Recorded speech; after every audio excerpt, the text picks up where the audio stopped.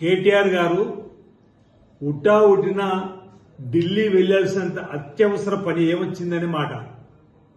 అసలు ఎవరు పిలిచారు మిమ్మల్ని ఢిల్లీకి అనేటువంటి మాట.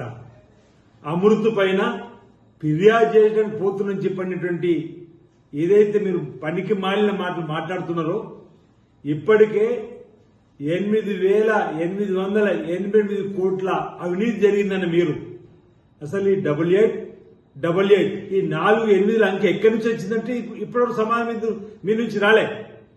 అసలు 3,500 కోట్లకే అమృత్ టెండర్లు జరిగితే ఈ 4 లెక్కించి వచ్చింది.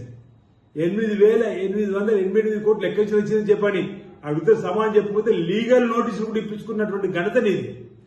ఇవాళ మళ్ళీ అమృత్ టెండర్లపై మేము ఏదో ఫిర్యాదు చేస్తామని ఈరోజు ఫార్ములా రేసులో అవినీతి అక్రమాలు విచ్చలవిడిగా మీరు ధనాన్ని వెచ్చించినటువంటి అంశంలో జరుగుతున్నటువంటి దానిపైన ఎక్కడ గవర్నర్ గారు ఎఫ్ఐఆర్ అనుమతిస్తారో అని భారతీయ జనతా పార్టీ కేంద్ర ప్రభుత్వం కాళ్ళు పట్టుకొని ఈరోజు అరెస్ట్ను ఆపాలని చెప్పినటువంటి ప్రయత్నం చేసేటువంటి బాగులోనే ఎత్తం తప్ప నోటికి వచ్చినట్టు రాష్ట్ర ప్రభుత్వ అధినేత గౌరవ ముఖ్యమంత్రి రేవంత్ రెడ్డి గారిని తిట్టేటువంటి కార్యక్రమం తప్ప ఈ ప్రభుత్వం వచ్చిన 3 రోజుల నుంచి 11 మాసాల క్రితం నుంచి ఈ ప్రభుత్వం పైన శాపనార్థాలు పెట్టడం ఈర్షతో పేద ప్రజలకు ఉపయోగపడే పథకాలు తీసుకొస్తుంటే విమర్శల మీద విమర్శలు చేస్తూ ఈరోజు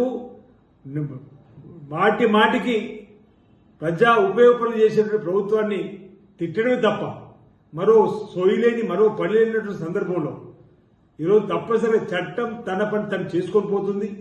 భయం పట్టుకున్నట్టుంది. ఈరోజు భయం పట్టుకున్నట్టుంది. ఏ విధంగానైనా తప్పించుకోవాలని చెప్పండి.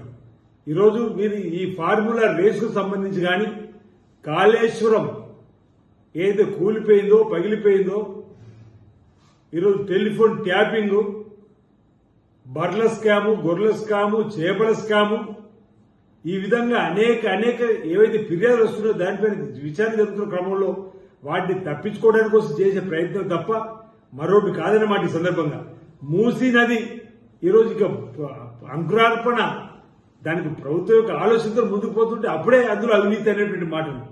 ఈరోజు ఈ విధానం సరైనది కాదు. ఈరోజు మీరు ఎన్ని కార్యక్రమాలు అడ్డు పెట్టుకొని మీపై జరిగేటువంటి చట్టరీత్యా జరిగేటువంటి వాటిని ఆపుకోవాలనుకుంటే మాత్రం అది సాధ్యం కాదు. తప్పనిసరిగా చట్టం తన పని తను చేసుకొని పోతుంది. మీరు తప్పని తేలితే ఈ అంశంలో మీరు జైలుకోక తప్పదన్నమాట. ఈ సందర్భంగా నేను తెలియజేస్తూ ఈరోజు చీటికి మాటికి ఈ ప్రభుత్వం విమర్శించడం మానుకోవాల్సిందిగా ఈరోజు బతుకమ్మ చీరల పేరిట సిరిసిల్ల నేతరల బతుకును ఆగం చేసింది మీరు.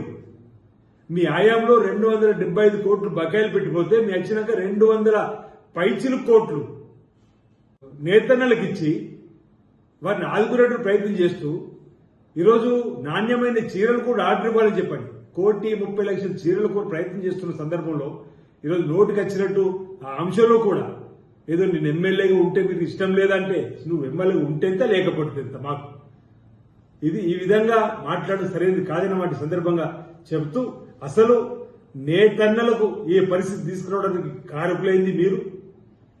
ఒకప్పుడు సిరిసిల్ల పాలిస్టరు కాటన్ పరిశ్రమ దేశవ్యాప్తంగా చక్కటి మార్కెట్లలో పేరుగాంచినటువంటి సిరిసిల్లకు సంబంధించిన అంశం మీరు బతుకమ్మ చీరల పేరిట వాళ్ళ బతుకులను ఆగం చేసి వాళ్ళకు డ్యూస్ పెట్టిపోయినటువంటి మీరు ఈరోజు మొసలి కన్నీరు నేతన్నల కోసం కార్చడం అనేది సరైనది కాదు. ఇది కూడా ప్రజలు గమనిస్తున్నారు, నేతన్నలు గమనిస్తున్నారు.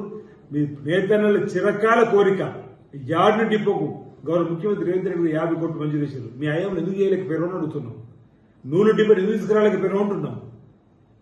ఆనాడు 13,000 అంత్యోదయ కార్డు ఇచ్చిన రాజశేఖర ముఖ్యమంత్రి ఉన్నప్పుడు